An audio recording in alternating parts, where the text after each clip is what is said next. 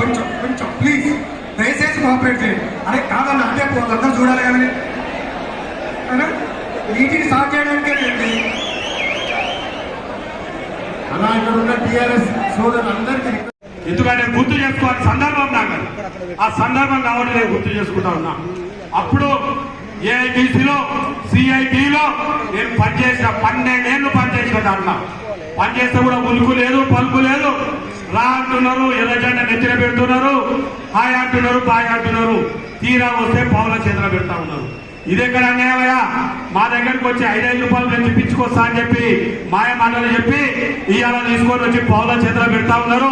ఇది మీకు ధర్మమా, ఇది మీకు న్యాయమా అని చెప్పి ఆ యూనియన్ నాయకులతోటి నేను పోరాడినా. కానీ అక్కడ మనకి ఎటువంటి ఫలితం రానప్పుడు నేను సైలెంట్ గా ఉన్నా.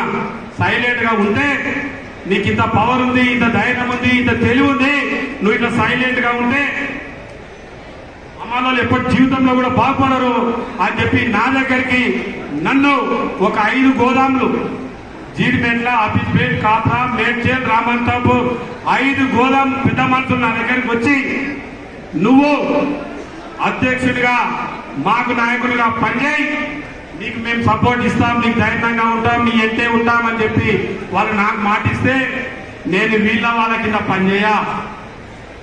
నేను చెయ్యాలంటే స్వచ్ఛందంగా యూనియన్ స్థాపిస్తా. యూనియన్ నాయకుడిగా నాకేం కావాలో, మనకేం కావాలో నేను కమిషనర్ గారు పోరాడతా, మంత్రి గారు పోరాడతా అని చెప్పి స్వచ్ఛందంగా 2008 8వ నెలల రిజిస్ట్రేషన్ చేయించుకొని రాష్ట్ర అధ్యక్షుడిగా నేను ఆ రోజు నుంచి పోరాడితే ఈ రోజు వరకు అమాలి కార్మికులు ఎక్కడ ఉన్నా కాళ్ళ ఎగరేసుకొని ఇవాళ సివిల్ సభలో నిలబడ్డాడు. దీనికి చాలా మందికి నాకు సాయం సహకారాలు అందిస్తుంది. కరువు ఉన్నా వర్షం లేకపోయినా గోదావరిలో ఏ పాయింట్లనైతే నీళ్లుంటాయో ఒక పాయింట్ దేవులాడి లెంకులాడి అక్కడ ప్రాజెక్టు కట్టిండు. నిన్న అక్కడ పోయి చూస్తే 1,00,000 క్యూసెక్ల నీళ్లు కిందికి సముద్రంలోకి ఉత్తగానే పోతా ఉన్నాయి. అందుకే నిన్న పోయి అక్కడ విజ్ఞప్తి చేసినాం రాష్ట్ర ప్రభుత్వానికి, అయ్యా ముఖ్యమంత్రి గారు, నీకు మా మీద కోపం ఉంటే కేసులు పెట్టుకో, నీకు మా మీద కోపం ఉంటే ఏమన్నా చేసుకో, కానీ మా మీద కోపం రైతుల మీద నీయకు. ఇగో పంపు దగ్గర, కన్నెపల్లి పంపు దగ్గర 1,00,000 క్యూసెక్లు కిందికి పోతున్నాయి. ఆడ నువ్వు చేయాల్సిందల్లా 2 పంపులు చాలు చేస్తే చాలు, మొత్తం రాష్ట్రం అంతా సుభిక్షంగా అవుతుంది కాళేశ్వరం ప్రాజెక్టు వల్ల. దయచేసి ఆ పని చెయ్యు అంటే చేస్తలేడు. ఎందుకంటే ఆయనకు తెలుసు, ముఖ్యమంత్రి గారికి ఆయనకు తెలుసు, నీళ్ళు ఇచ్చినామనుకో యూరియా ఇయ్యాలి, మరి యూరియా ఇస్తే పంట పండుతుంది, పంట పండితే మరి మళ్ళీ పంటలు కొనాలి, పంట కొంటే మద్దతు ధర ఇవ్వాలి, మద్దతు ధరిస్తే మళ్ళా బోనస్ ఇవ్వాలి. ఇక సప్పుడేక ఈ లొల్లెంత ఎందుకు, నీళ్లు లేకపోతే ఏ లొల్లి లేదన్నట్టు ఇవాళ నీళ్లు ఉండి కూడా పంటలను ఎండబెడుతున్నాడు, రైతులను ఇవాళ తొక్కుతున్నాడు ఈ రాష్ట్ర ముఖ్యమంత్రి రేవంత్ రెడ్డి. నేను మీ అందరినీ, మా హమాలి సోదరులకు కోరేది ఒకటి, మీకు కూడా ఆకలి అవుతుంది, నాకు కూడా ఆకలి అవుతుంది, ఎక్కువ పరీక్ష పెట్టా.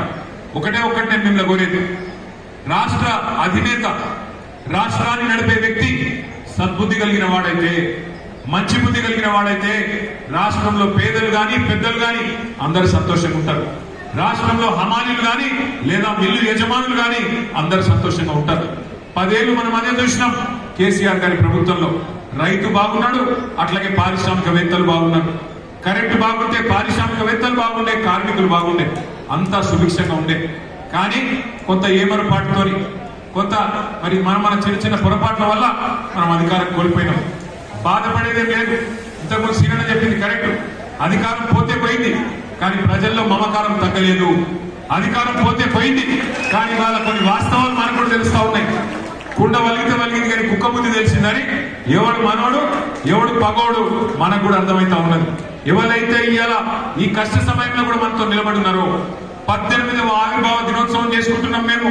హమాలీలో మా గుండెల్లో కేసీఆర్ ను పెట్టుకున్నాం, మీరు రావాలి అని చెప్పి పిలుచుకున్న మా హమాలీ సోదరులకు మీ రుణం తప్పకుండా తీర్చుకుంటా, మీ ప్రతి సమస్య పరిష్కారం చేసే బాధ్యత నేను తీసుకుంటా అని చెప్పి విజ్ఞప్తి చేస్తా ఉన్నా.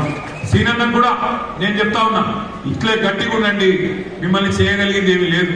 సరే మా మీద అంటూ 2 కేసులు పెడతాడు, మీ మీద కేసులు పెడితే ఏమవుతుందో ఆయనకు కూడా ఇరికి ఈ సాఫ్ అవుతుందని తెలుసు. అందుకే మిమ్మల్ని ఎవ్వడు ఏమీ చేయలేడు. ఐకమత్యంగా ఉండండి, గట్టిగా ఉండండి. ఇంకొక 2 ఏళ్లలో తిరిగి కేసీఆర్ గారిని ముఖ్యమంత్రి చేసుకుందాం. బ్రహ్మాండంగా చిన్న చిన్న సమస్యలు ఏమున్నా తప్పకుండా పరిష్కారం చేసుకుందామని చెప్పి మీ అందరికీ కూడా తెలియజేస్తూ మరి ఈ రోజు శుభదినం, మంచి కార్యక్రమాన్ని ఏర్పాటు చేయడంలో లక్ష్మారెడ్డి గారు పూర్తి సహకారం అందించారు. వారికి గట్టిగా ఎమ్మెల్యే గారి గట్టిగా చప్పట్లతో వారికి కూడా అభినందనలు చెప్పాలి. అట్లాగే మా గౌరవ కార్పొరేటర్లు అందరూ వారు కూడా వారి ఇక్కడ హాజరై మీ పట్ల ఉన్న ప్రేమను